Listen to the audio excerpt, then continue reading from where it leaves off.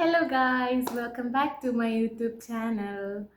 അപ്പോൾ എനിക്ക് തോന്നുന്നു ലാസ്റ്റ് മന്ത് നമ്മൾ ഭയങ്കരമായിട്ട് സോഷ്യൽ മീഡിയയിൽ ചർച്ചയായിക്കൊണ്ടിരുന്ന ഒരു വിഷയമാണ് ഈ കലാമണ്ഡലം സത്യഭാമയുടെ സ്റ്റേറ്റ്മെൻറ്റ് എന്ന് പറയുന്നത്. അപ്പോൾ അതിനെക്കുറിച്ച് ഞാൻ പ്രത്യേകിച്ചൊന്നും പറയുന്നില്ല, കാരണം എൻ്റെ അടുത്ത് ചിലരൊക്കെ ചോദിച്ചിട്ടുണ്ടായിരുന്നു. ഞാൻ അത്യാവശ്യം വീഡിയോസൊക്കെ ചെയ്യാറുള്ളത് കൊണ്ട് ആ സമയത്ത് ചോദിച്ചിട്ടുണ്ടായിരുന്നു ഒന്നും റിയാക്ട് ചെയ്യുന്നില്ലേ എന്നൊക്കെ. അപ്പം ഞാൻ എന്ത് പറയാനാണ്, അതായത് ഇപ്പം അവർ കളർ ഡിസ്ക്രിമിനേഷൻ അങ്ങനെ എന്തൊക്കെയാണല്ലോ സംസാരിച്ചിട്ടുണ്ടായിരുന്നത്. അപ്പം അത് എല്ലാ വലിയ വലിയ ആൾക്കാരും പറഞ്ഞു, സംസാരിച്ചു, വലിയൊരു ഡിസ്കഷൻ തന്നെയായിരുന്നു. അപ്പം എൻ്റെ ഇതൊരു കുഞ്ഞു ചാനലാണ്, അപ്പോൾ അതിൽ ഞാൻ പ്രത്യേകിച്ച് പറഞ്ഞിട്ട് വലിയ ഇമ്പാക്റ്റ് ഒന്നും ഉണ്ടാവാൻ പോണില്ല. പക്ഷെ ഞാൻ അത് കഴിഞ്ഞപ്പം ഇവരിങ്ങനെ ഇതിൽ ചെയ്തല്ലോ, കലാമണ്ഡലം തന്നെ ഒരു പ്ലാറ്റ്ഫോം കൊടുത്തല്ലോ, ഈ പ്രതിയാക്കപ്പെട്ട ആളല്ലേ എന്തതിന് പറയുന്നത് എനിക്കറിയില്ല. അപ്പോൾ അയാൾക്കൊരു പ്ലാറ്റ്ഫോം കൊടുത്തപ്പം അതിൽ വന്ന കുറച്ച് കമൻസ് ഉണ്ട്. അപ്പോൾ അതിനെക്കുറിച്ചിട്ടാണ് ഞാൻ സംസാരിക്കാൻ ഉദ്ദേശിക്കുന്നത്. അപ്പോൾ കഴിഞ്ഞ ദിവസം ഞാനൊരു വീഡിയോ കണ്ടിട്ടുണ്ടായിരുന്നു. അപ്പോൾ ഞാൻ ഇനി വിചാരിച്ചു വീഡിയോ ഒന്നും ചെയ്യണ്ടെന്ന് വിചാരിച്ചിട്ട് ഞാൻ ആദ്യം വിട്ട കാര്യമാണ്. അപ്പോൾ കഴിഞ്ഞ ദിവസം ഞാനൊരു വീഡിയോ കണ്ടപ്പം അതിലൊരു 4 പേര് ഡാൻസ് കളിക്കുന്നുണ്ട്. അപ്പോൾ ഈ 4 പേര് ഡാൻസ് കളിക്കുമ്പം അതിലൊരു കുട്ടി ഡാർക്ക് സ്കിൻഡാണ്. അപ്പോൾ എനിക്ക് ഡാർക്ക് സ്കിൻഡെന്ന് പറയണത് അതിലൊരു തെറ്റുണ്ട്, അതിലൊരു ഡിസ്ക്രിമിനേഷൻ ഉണ്ടെന്ന് ഞാൻ പേഴ്സണലി വിശ്വസിക്കുന്നില്ല. കാരണം നമ്മളൊക്കെ ഇന്ത്യൻസ് ആണ്, നമുക്കൊരു റേഞ്ച് ഓഫ് കളേഴ്സ് ഉണ്ട്. അപ്പോൾ അതിനനുസരിച്ചിട്ടാണ് നമ്മളുടെ ഓരോരുത്തരുടെയും സ്കിൻ ടോൺ അതാണ്. അപ്പോൾ ഈ ഫെയർ എന്ന് പറയുന്ന പോലെ തന്നെ ഒരു കളറാണ് ഡാർക്ക് എന്നുമാണ് ഞാൻ വിശ്വസിക്കുന്നത്. അല്ലാണ്ട് അതിനൊരു ഡാർക്ക് എന്ന് പറഞ്ഞതിനെ കൊണ്ടൊരു ഭംഗി കുറവ് അങ്ങനത്തെ ഒരു ഉദ്ദേശവും എനിക്കില്ല. അപ്പോൾ ഞാൻ അതിലിട്ടൊരു കമൻറ്റ് എന്താണെന്ന് വെച്ചാൽ, ആ 4 വീട്ടിൽ അതിൽ 3 വീട്ടിൽ അത്യാവശ്യം ഫെയർ ആയിരുന്നു, പക്ഷെ ആ കുട്ടി ഡാർക്ക് സ്കിൻഡായിരുന്നു. പക്ഷെ ആ കുട്ടി ഡാൻസ് കളിക്കുന്ന സമയത്ത് ആ കുട്ടിയിലേക്ക് മാത്രമേ എൻ്റെ കോൺസെൻട്രേഷൻ പോയിട്ടുണ്ടായിരുന്നുള്ളൂ. Because I believe it's all about grace. ഇപ്പം നിങ്ങളാണെങ്കിൽ ഇപ്പോൾ ഒരു സ്റ്റേജ് പെർഫോമൻസ് കാണുമ്പോൾ ഇപ്പം മിഡിലിൽ നിൽക്കുന്ന കുട്ടി തന്നെ ആവണമെന്നില്ല. ഇപ്പോൾ സൈഡിൽ നിൽക്കുന്ന ഒരു കുട്ടിയാണ് നല്ലോണം കളിക്കണമെങ്കിൽ നമ്മുടെ കണ്ണറിയാണ്ട് അവരിലേക്ക് പോകും. ഇപ്പം നമ്മളൊരു റീൽസ് കാണുകയാണ്, അതിലിപ്പം ഒരു നല്ലോണം കളിക്കുന്ന ഒരു കുട്ടി ഉണ്ടെങ്കിൽ അറിയാണ്ട് ആ കുട്ടിയിലേക്ക് നമ്മുടെ കണ്ണ് പോകും. അതിന് പറയണതാണ് ഈ ഗ്രേസ് എന്ന് പറയുന്നത്. അതല്ലാണ്ട് ഇപ്പം നമ്മൾ സൗന്ദര്യത്തിലോ അങ്ങനെയൊന്നും അല്ല. അതിപ്പോൾ നിങ്ങളും ഡാൻസ് വീഡിയോസ് കാണുന്ന ഒരാളാണെങ്കിൽ നിങ്ങൾക്കും അത് മനസ്സിലാവും. അപ്പം ഞാൻ പറയേണ്ട കാര്യം മെയിൻലി എനിക്ക് എന്താണെന്ന് വെച്ചാൽ, ഈ FBയിൽ കുറേ കമൻസ് വന്നിട്ടുണ്ടായിരുന്നു ആ പോസ്റ്റിന്. അപ്പോൾ കുറച്ച് ഞാൻ ഉള്ള കമൻസ് വായിക്കാം. ഒരു കമൻറ്റ് എന്താണെന്ന് വെച്ചാൽ, കോമാളിത്തരം മോഹിനിയാട്ടത്തിൻ്റെ ആ സൗന്ദര്യം സ്ത്രീകൾ തന്നെയാണ്, അല്ലാതെ വിഡ്ഢിത്തം കാണിക്കുന്നവരെ സപ്പോർട്ട് ചെയ്യുന്നതല്ല. അല്ലെങ്കിലും ഇപ്പോൾ പുരാതന കലകൾ അതിൻ്റെ ഒറിജിനാലിറ്റി നശിപ്പിക്കും. ഇപ്പോൾ ഈ ഒരു കമൻറ്റ് എന്ന് പറഞ്ഞാൽ എനിക്കും പേഴ്സണലി തോന്നിയിട്ടുള്ളത് എന്താണെന്ന് വെച്ചാൽ, മോഹിനിയാട്ടം എന്നുള്ളൊരു ഡാൻസ് ഫോമിനെ കുറിച്ച് മാത്രമാട്ടോ ഞാൻ പറയുന്നത്. എന്താണെന്ന് വെച്ചാൽ, എനിക്ക് പേഴ്സണലി മോഹിനിയാട്ടം പെൺകുട്ടികൾ കളിക്കുന്നത് കാണാനാണ് ഇഷ്ടം. ഈ മോഹിനിയാട്ടമാണെങ്കിലും കുച്ചിപ്പുടി ആണെങ്കിലും അവർ കളിക്കുന്നത് കാണാനാണ് എനിക്ക് പേഴ്സണലി ഇഷ്ടം. എന്ന് വെച്ചാൽ ആണുങ്ങൾക്ക് കളിക്കാൻ പാടില്ല എന്നൊന്നും ഞാൻ പറയുന്നില്ല. കാരണം എനിക്ക് അവർക്ക് ഉള്ള അവരുടെ ഒരു ആ ഫെമിനൈൻ നേച്ചർ ഈ ഡാൻസിന് കുറച്ചും കൂടെ ഒരു ഭംഗി കൂട്ടുന്ന പോലെ തോന്നാറുണ്ട്. അതേസമയം ഭരതനാട്യം കുറച്ചും കൂടെ നമ്മൾ താണ്ഡവം മാതിരി ചെയ്യണ ഒരു സംഭവമാണ്. ഇതിൻ്റെ ആധികാരികമായിട്ടുള്ള കാര്യങ്ങൾ പറയാൻ മാത്രമുള്ള ഒരു പൊസിഷനിലൊന്നും അല്ല ഞാൻ. എനിക്ക് തോന്നിയ അല്ലെങ്കിൽ എനിക്ക് അറിയാവുന്ന കുറച്ച് കാര്യങ്ങളാണ് ഞാൻ ഷെയർ ചെയ്യുന്നത്. ഈ ഭരതനാട്യം എന്ന് പറയുമ്പം കുറച്ചും കൂടെ ഒരു എന്താ പറയുക, ചാടിക്കളിക്കണ ഒരു സംഭവമാണ്. എന്ന് വെച്ചാൽ നമ്മൾ ഭയങ്കര ഒരു എനർജിയോടുകൂടി. അപ്പോൾ അത് ആണുങ്ങൾ കളിക്കുമ്പോഴും നമുക്കൊരു ഭംഗി തോന്നും, പെണ്ണുങ്ങൾ കളിക്കുമ്പോഴും നമുക്കൊരു ഭംഗി തോന്നും. ഈവൻ നാടോടി നൃത്തമാണെങ്കിലും അങ്ങനെ നമുക്ക് തോന്നാറുണ്ട്, എനിക്ക് തോന്നാറുണ്ട്. പക്ഷേ എനിക്ക് മോഹിനിയാട്ടം എന്ന് പറയുമ്പോൾ കുറച്ചും കൂടി ഇങ്ങനെ ലാസ്യഭാവത്തോടു കൂടെ കളിക്കുന്ന ഒരു സംഭവമാണ്, ആ ഒരു ഒഴുക്കിൽ കളിക്കുന്ന ഒരു സംഭവമാണ്. അപ്പോൾ എനിക്കത് കുറച്ചും കൂടെ പെൺകുട്ടികൾ കളിക്കുമ്പോൾ കുറച്ചും കൂടെ ഒരു ഭംഗി കൂടുതൽ അതിന് തോന്നാറുണ്ട്. അപ്പോൾ ഈവൻ എൻ്റെ ഡാൻസറാണെങ്കിലും പറഞ്ഞിട്ടുണ്ട്, ഇപ്പം എനിക്ക് തോന്നുന്നു UP വരെയാണോ ഹൈസ്കൂൾ വരെയാണോ എന്നെനിക്കറിയില്ല, ഈ ആൺകുട്ടികൾക്കും പെൺകുട്ടികൾക്കും ഒരേ കാറ്റഗറിയാണ്. അതായത് സെപ്പറേറ്റ് ആയിട്ട് ഈ കോമ്പറ്റീഷൻ ഇല്ല, അവർക്ക് എല്ലാം ഒരേ കാറ്റഗറിയാണ്. അപ്പോൾ ആ സമയത്ത് എൻ്റെ സാറ് പറയും, ലൈക്ക് നമ്മൾ പെണ്ണുങ്ങളൊന്ന് ഒരുങ്ങി വന്നാൽ തന്നെ ആ ഒരു ഭംഗി ഉണ്ടാവും, ആ ഒരു ഡാൻസിൻ്റെ ആ ഒരു ഇതിൻ്റെ ഒരു ഭംഗി ഉണ്ടാവും. അതേസമയം ആണുങ്ങളാണെങ്കിലൊക്കെ കുറച്ചും കൂടെ എക്സ്ട്രാ ഇടേണ്ടി വരും.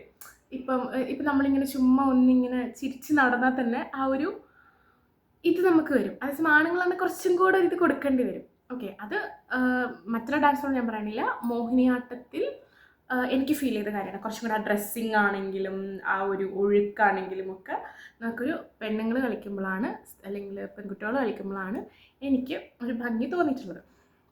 പക്ഷെ എനിക്ക് ഈ വീഡിയോയിൽ പറയാനുള്ളത് എന്താണെന്ന് വെച്ചാൽ, ഇവർ മേക്കപ്പിനെ കുറിച്ച് കുറേ പരാമർശങ്ങൾ ഞാൻ ഈ വീഡിയോയിൽ കണ്ടിട്ടുണ്ട്. അതിലുള്ള കുറച്ച് കമൻസ് ഞാൻ വായിക്കാം. ഓക്കെ. എന്നിട്ടും മേക്കപ്പ് ഇട്ട് വെളുപ്പിച്ചിട്ടുണ്ട്. ഇതാണ്ടോ, ഇതാണ് ടോയ് ഇത് കാണാത്തെ, കണ്ടോ, ഇതൊക്കെയാണ് കമൻസ്. അപ്പോൾ അതാണ് ഞാൻ വായിക്കുന്നത്. എന്നിട്ട് മേക്കപ്പ് ഇട്ട് വെളുപ്പിച്ചിട്ടുണ്ട് രാമകൃഷ്ണ. ഇലക്ഷൻ കഴിഞ്ഞ് ഒരുത്തരം തിരിഞ്ഞു നോക്കില്ല. ഇലക്ഷൻ വാട്ടെവർ, ഇതിൽ മെയിനായിട്ട് എനിക്ക് ഫോക്കസ് ചെയ്യേണ്ടത് മേക്കപ്പ് ഇട്ട് വെളുപ്പിച്ചിട്ടുണ്ട്. പിന്നെ നെക്സ്റ്റ് എന്താണെന്ന് വെച്ചാൽ,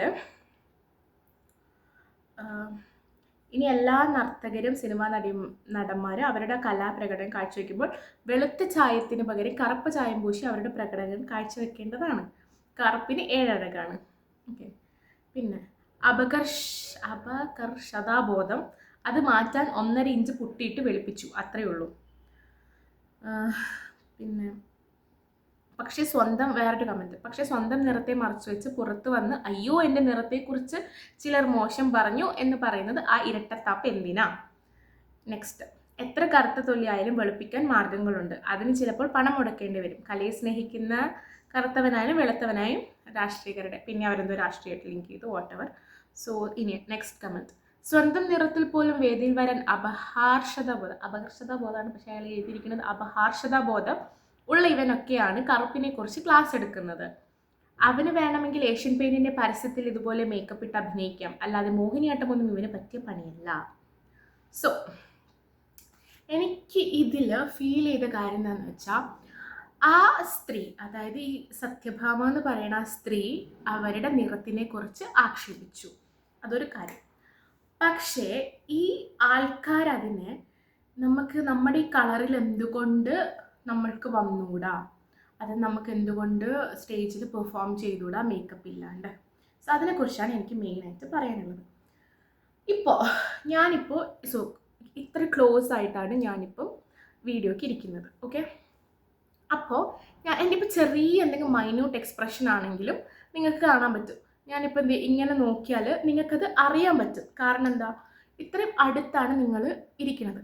അതേസമയം ഒരു ലാർജർ ഓഡിയൻസിൽ നമ്മളൊരു സ്റ്റേജ് പെർഫോമൻസ് ചെയ്യുമ്പം ഒരു ഡാൻസറിനെ, എസ്പെഷ്യലി ക്ലാസിക്കൽ ഡാൻസറിനെ സംബന്ധിച്ചിടത്തോളം ഇമ്പോർട്ടൻ്റ് ആയൊരു കാര്യം എന്താണെന്ന് വെച്ചാൽ അവരുടെ കണ്ണാണ്.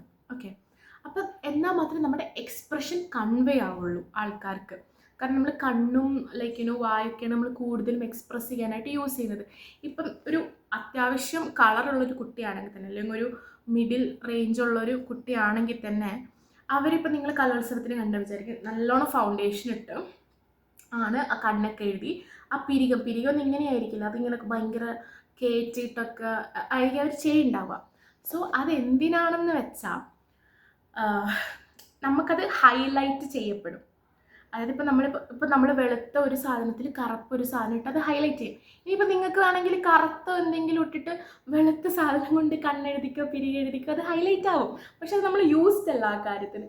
ബേസിക്കലി മേക്കപ്പ് കൊണ്ട് ഉദ്ദേശിക്കുന്നതെന്ന് വെച്ചാൽ നമ്മൾ ഹൈലൈറ്റ് ചെയ്യിക്കുക എന്നുള്ളതാണ്. നമ്മുടെ എക്സ്പ്രഷൻ ഒരു ലാർജർ ഓഡിയൻസ് അല്ലെങ്കിൽ ബാക്കിലിരിക്കുന്ന ആൾക്കാരിലേക്ക് എത്തിക്കുക. ഇതാണ് ബേസിക്കലി ഉദ്ദേശിക്കുന്ന കാര്യം. അതാണ് എനിക്ക് മനസ്സിലായിട്ടുള്ളത്. ഇപ്പം എല്ലാം പോട്ടെ, അങ്ങനെയാണെങ്കിൽ നിങ്ങൾക്ക് ചോദിക്കാമല്ലോ നമ്മളെന്തിനീ കയ്യിൽ അൾത്തി ഇടണേ എന്നുള്ളത്. കാരണം എന്നാലേ ഞാനിപ്പോൾ ഈ മുദ്ര പിടിച്ചാൽ അതെനിക്ക് വൃത്തിക്ക് കാണാൻ പറ്റുള്ളൂ. ഇതാണ് എൻ്റെ മുദ്ര, ഇതാണ് ആ ക്ലിയർ ആയിട്ട് കാണാൻ വേണ്ടിയിട്ടാണ് നമ്മൾ അൾത്തി ഇടുന്നത്. That is kind of N highlight. അല്ലാണ്ട് നമ്മൾ വന്നിട്ട് എന്താ പറയുക, മേക്കപ്പ് ഇട്ടിട്ടേ കയറാവുള്ളൂ, അല്ലാണ്ട് വെള്ളപ്പുട്ടി അടിച്ചിട്ട് എന്തിനാ കയറണേ, അതൊന്നും ഒരു ക്വസ്റ്റ്യൻ. ബിക്കോസ് ക്ലാസിക്കൽ ഡാൻസ് അങ്ങനെയാണ്. നിങ്ങൾക്ക് ചോദിക്കാമല്ലോ എന്തിനാ ഇങ്ങനത്തെ ഡ്രസ്സൊക്കെ ഇട്ട് കളിക്കേണ്ടത്, സാരി ഇട്ട് കളിച്ചാൽ പോരെ? ഭരതനാട്യത്തിന് കോസ്റ്റ്യൂംസ് ഉണ്ട്,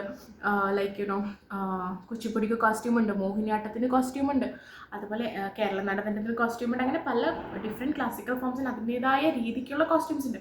അപ്പം നിങ്ങൾ ചോദിക്കുമോ എന്തുകൊണ്ട് ഈ ടൈപ്പ് ബെൽറ്റ് ഇതിന് യൂസ് ചെയ്യണം, ഒഡീസിക്ക് എന്ത് ഈ ടൈപ്പ് ബെൽറ്റ് യൂസ് ചെയ്യുന്നില്ല എന്നുള്ളത്.